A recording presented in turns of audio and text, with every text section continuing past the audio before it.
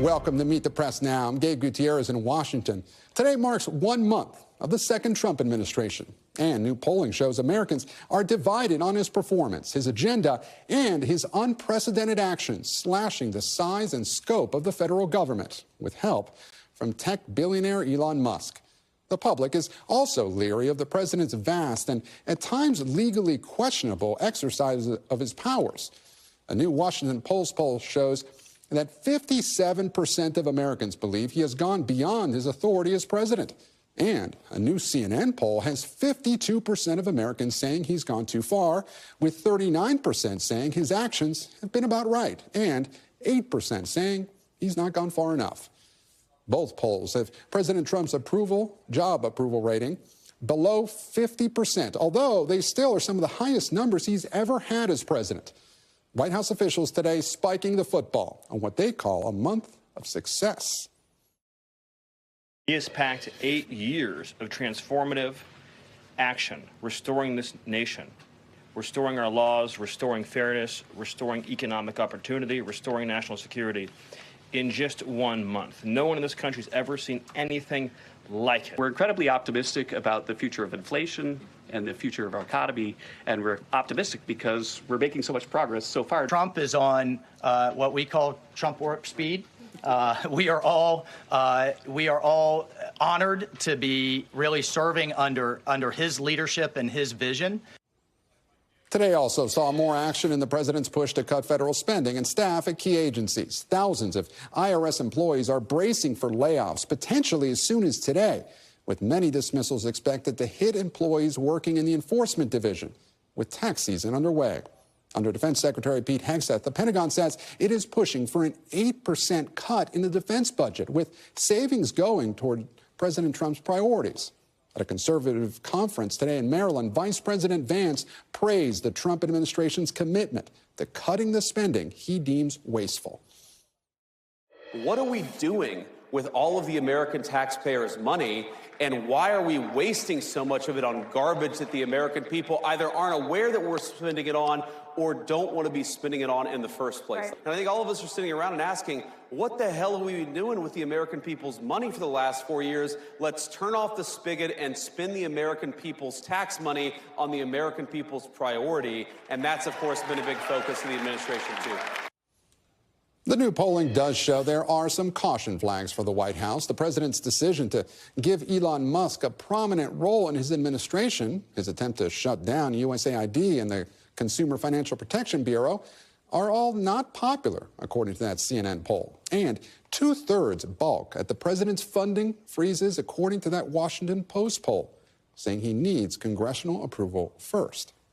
Republicans in Congress at this juncture are largely cheering on the president, today confirming his hardline pick for FBI Director Kash Patel, and one of the few remaining Republican senators willing to even gently push back on the president announced his retirement today. Here's Mitch McConnell, the longest-serving Senate leader in history, using his remarks on the Senate floor to remind his colleagues of the Senate's institutional strength. On this floor, there is no place to hide from the obligations of Article 1, the Senate's unique relationship with Article 3, or our role in equipping the powers of Article 2. There are any number of reasons for pessimism, but the strength of the Senate is not one of them. So let's bring in some of my NBC News colleagues. White House correspondent Yamiche Alcindor, senior national security correspondent Courtney Kube at the Pentagon, and Capitol Hill correspondent Julie Tsirkin. Thank you all so much for being with us. Yamiche, I want to start with you. It's been quite a month. What else did we hear from the White House today?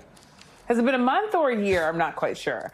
It's been quite a month, Gabe, and there was a lot to talk about at that press briefing. They started talking about immigration with Stephen Miller, talking about the fact that the president feels very good about the low number of border crossing, as well as the immigration policies and executive orders. We should note that the president has signed 73 executive orders. A lot of them had to deal with immigration, but there was also other things, including tariffs, including changes to the DEI programs across the country, as well as as well as creating DOGE, the Department of Government Efficiency, where we've seen so many cutbacks to the federal workforce. So the Trump administration says that they're feeling really good about this situation right now. And we saw that because we saw a number of other officials, including, of course, Kevin Hassett, who's overseeing the National Economic Council, as well as the National Security Advisor, Michael Waltz. He also took to the briefing to talk about sort of his views on the war and ending the war in Ukraine. So a lot to talk about, but the Trump administration feeling like moving at lightning speed is the way they want to continue to go, Gabe. So, Yamiche, about the IRS, what do we know about the expected layoffs there? And are they going to hurt the way the government processes applications and catches tax cheats? Well, it's a key question because this is, of course, the height of tax season. And our understanding is that thousands of people will be getting laid off at the Internal Revenue Service. Most of them will be probationary employees who have been with the government for a year or two. Kevin Hassett, again, the head of the National Economic Council, was asked about this. And he said that he does not believe that these cuts are going to impact the government's ability to process tax returns or to go after people who maybe aren't paying their fair share in taxes. But he also said that some of these people are being laid off for poor performance. And there has been some pushback with some employees, federal employees across agencies, showing that they actually had excellent performance reviews. But Kevin Hassett said, well, no one who's being fired for poor performance ever actually admits that they had poor performance. But the administration's point of view here is that these are cuts that are necessary, and these are cuts that are really going toward the overall goal of cutting a lot of what they see as waste, fraud, and abuse from the government, Gabe. Yeah, the White House is repeatedly touting that it's cutting waste from the government. But President Trump had also some less than stellar marks on the economy in these polls. So I want to play what he said about the economy on Fox earlier this week. Inflation is back. I'm only here for 2.5 weeks. That was January. Inflation is back. No, think of it. Inflation's back. And they said, oh, Trump, inflation. I had nothing to do with it. These people have run the country. They spent money like nobody's ever spent. So, Yamiche, how long can the president get away with blaming Biden? Does the White House have any plans in the works to fight inflation? It's really interesting because I think it's going to be a telltale sign how much time he has to continue to blame President Biden when it comes to the voters, the people who put him in office. I think we're going to continue to check back in with people to see if they've sort of grown tired of the mantra that this is something that they had to fix and it's going to take a long time. So think about the president saying this just a short time ago. He said that we're ending trillions of dollars of waste. We will rapidly grow our economy by dramatically shrinking the government. So there he's talking about the fact that cutting the federal workforce is going to help with inflation. You also had Kevin Hassett at the White House briefing. I want to read part of what he said. He said, we're incredibly optimistic about the future of inflation and the future of our economy. We also heard Vice President J.D. Vance today saying that it's just going to take time to cut down inflation. So really the big message here is give him a little bit of time, but there is, they say, activities and actions going on to try to cut down inflation. Of course, there's still a lot of big questions because Americans are waiting for costs to go down, especially cost of living, since President Trump ran on that promise, Gabe. And Yamiche, we're just learning that President Trump is holding an event for Black History Month. It's just about to get underway or just started. What can you tell us about the event and about the guest list? It's really interesting. One of the things that I think we need to underscore is that the president signed this executive order ending diversity, equity, and inclusion programs. And as a result, a number of agencies actually canceled their cultural celebrations, not just Black History Month celebrations, but also Martin Luther King celebrations, as well as Women's History Month, Holocaust Remembrance Day, a lot of cultural events that agencies used to just sort of praise and celebrate the differences and diversity among us. So it's really interesting to see the president say, well, he's going to have this Black History Month event. I don't exactly know who the guest list is, but it's going to be very interesting to see who gathers there and what the president says, and also how he sort of explains why he wanted to have this celebration, given the fact that he's been so critical of diversity, equity, and inclusion programs across the country. Yamiche Alcindor at the White House will continue to monitor that event and bring you any news from it. And from the looks of that video, we see Tiger Woods at that event. So, Courtney, Kube, I want to turn now to you. What can you tell us about the 8% cut the administration wants to see at the Pentagon? How much is that in dollars? And what would need to get the axe to get to that number?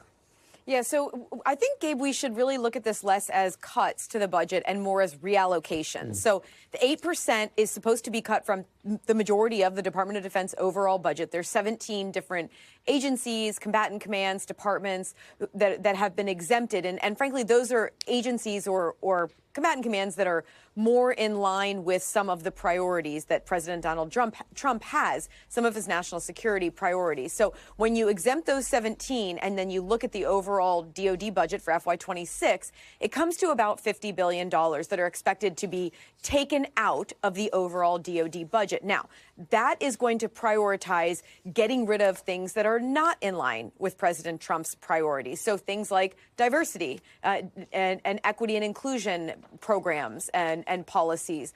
Also climate change. The sorts of things that we have already, frankly, over the last month plus have been hearing from President Trump and from those around him that they no longer want to prioritize. Instead, that $50 billion is more likely to go things like the southern border, protecting the border, the Indo-Pacific Command, China, some big programs that the president has spoken out about. So, yes, this is taking money away from the DoD budget, but at the end of the day, we expect that to be reallocated to other priorities, Gabe. Okay, so Courtney, they want these cuts, as the White House is also calling on more defense spending in Congress. How do you square that?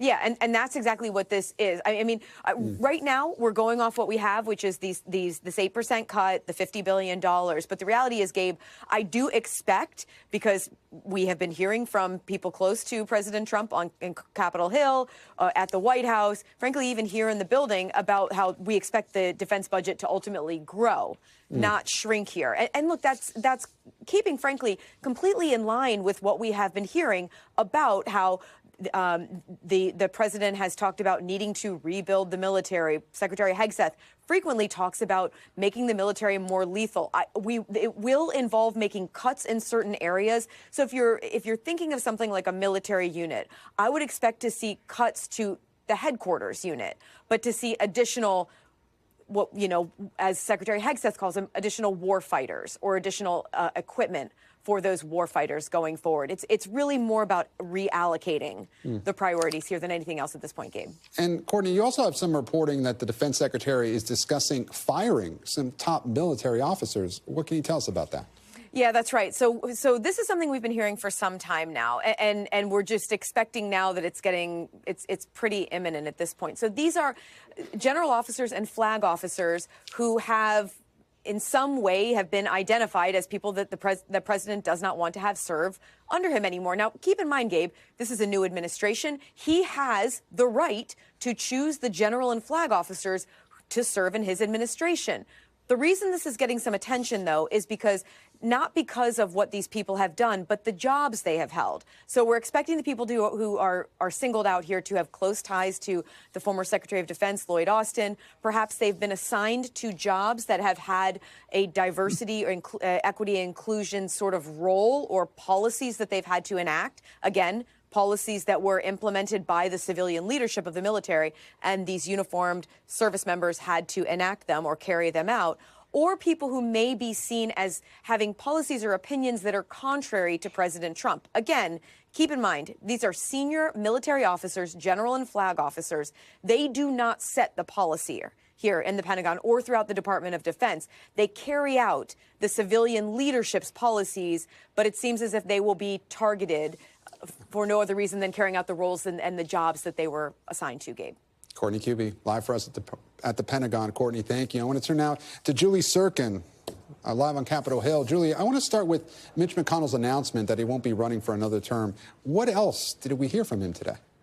Well, he gave a floor speech, Gabe, and certainly this was not a surprise to his fellow colleagues in the Senate. It really wasn't a surprise to anyone that he decided at 83 years old, today is his birthday, by the way, to not seek an 8th term in 2026. He served as the longest serving leader of either party in the Senate, as you mentioned, and then he stepped down from that role, of course, because his popularity was shrinking given all of his entanglements and his back and forth with Trump. Even, of course, before he won in November, it was very clear that McConnell could not continue his role in leading the conference. I remember a moment last year, for example, when he was trying to push his members to vote for Ukraine aid. None of them wanted to buck what Trump wanted, even though he wasn't in the White House at that time. And ultimately, Speaker Johnson and Trump hashed out a deal. And so his influence was certainly waning, and he understood that. We've seen from him in the last couple of weeks vote against 3 of Trump's nominees. Today, I should note, he did vote for Kash Patel, which I thought was interesting, given that he certainly doesn't align with him on much. And on the Senate floor, he did give a speech saying that while he is going the way, he said that his critics won't be happy to know that he will not